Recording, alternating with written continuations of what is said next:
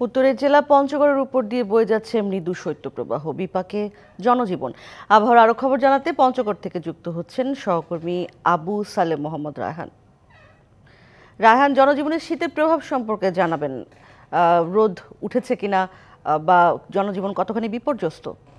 উর্মি, উত্তরের জেলা পঞ্চগড়ে কিন্তু পৌষের শেষের দিকে এসে একেবারে জেঁকে বসেছে শীত। গতকালকে আমরা যেমনটি দেখেছিলাম যে চারদিকে ঘন কুয়াশায় ঢেকে গিয়েছিল, সেই ঘন কুয়াশা কিন্তু একেবারে বেলা 8টা সাড়ে 8টা পর্যন্ত ছিল, এরপরে রোদের দেখা মিলেছে। তবে আজকেও আমরা তেমনটি লক্ষ্য করেছিলাম যে সকাল থেকেই কিন্তু কুয়াশার পরিমাণ সড়ক মহাসড়কে অনেকটাই ছিল। তবে সকাল 8টার পর থেকে সূর্য উঁকি দিতে শুরু করলে কিন্তু কুয়াশার পরিমাণ কমতে থাকে। এখন পর্যন্ত যদি বলি যে এখন সূর্য দেখা মিলেছে, তো সূর্যের রোদের দেখা মিলেছে, তবে কিন্তু যেই হিমালয় থেকে আসা হিমেল বাতাসের কারণে কিন্তু জেলা জুড়ে এখনো তীব্র শীত অনুভূত হচ্ছে এবং সূর্যের যে কাঙ্ক্ষিত উত্তাপ সেটি কিন্তু ছড়াতে পারেনি এখন পর্যন্ত।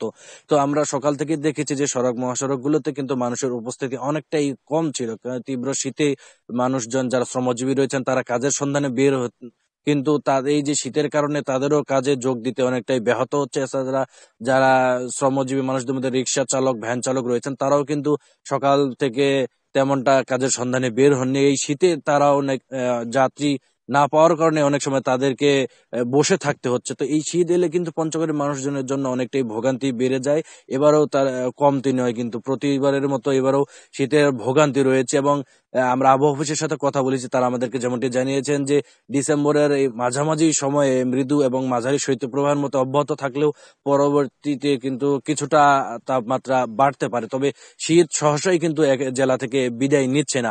তো আমরা আরেকটি বিষয় বলে রাখি যে এই শীত এলে কিন্তু যারা শ্রমিক রয়েছেন, যারা কৃষক রয়েছেন তাদের কিন্তু কাজের অনেকটা ব্যাঘাত হয় এবং এই শীতকালীন যেসব সবজি রয়েছে, আলু, মরিচ, টমেটো, পেঁয়াজ সহ নানা রোগে সবজিগুলো রয়েছে, এগুলা কিন্তু শীতজনিত নানা রোগে আক্রান্ত হয়ে পোকামাকড়ের উপদ্রব কিন্তু বেড়ে যায়। আমরা গত কয়েকদিন ধরে দেখছি যে কৃষকেরা কিন্তু শীত উপেক্ষা করেই তাদের কৃষি জমিতে স্প্রে করছেন কীটনাশক এবং নানাভাবে পরিচর্যা করছেন শাকসবজিকে রোগমুক্ত রাখার জন্য। এতে কিন্তু তাদের উৎপাদন খরচ অনেকটাই বেড়ে যাচ্ছে বলে তারা আমাদেরকে জানিয়েছেন। এছাড়া বোরো ধানের যে বীজতলা রয়েছে, এই বোরো ধানের বীজতলা কিন্তু শীতের কারণে ক্ষয়ক্ষতি হচ্ছে। তো কৃষি বিভাগের পক্ষ থেকে বোরো ধানের বীজতলার পরামর্শ নেওয়ার জন্য বলা হয়েছে। এছাড়া আমরা যদি একটু বলি যে জেলার আধুনিক সদর হাসপাতালে কিন্তু প্রতিনিয়ত রোগীর সংখ্যা বাড়ছে।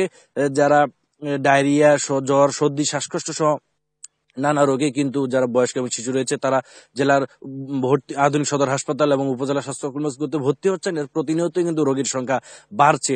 তো যারা মানে যাদের শ্বাসকষ্ট বা সর্দির পরিমাণ কম রয়েছে তারা প্রাথমিক চিকিৎসা নিয়ে চলে যাচ্ছেন, এছাড়া বেশিরভাগই কিন্তু ভর্তি হচ্ছেন। এছাড়া আমরা দেখেছি যে জেলা আধুনিক সদর হাসপাতালে কিন্তু রোগীর অনেকটাই উপস্থিতি দেখা যাচ্ছে। তো এই শীতের মোকাবেলায় কিন্তু চিকিৎসকরা তাদের বয়স্ক এবং শিশু রোগীদের কিন্তু বলছেন যে গরম খাবার খাওয়ানো, পচাবাসি খাবার সহ অন্যান্য খাবার থেকে তাদেরকে দূর করে রাখা হয়। তো এই ছিল আমার কাছ থেকে শীতের সর্বশেষ খবর।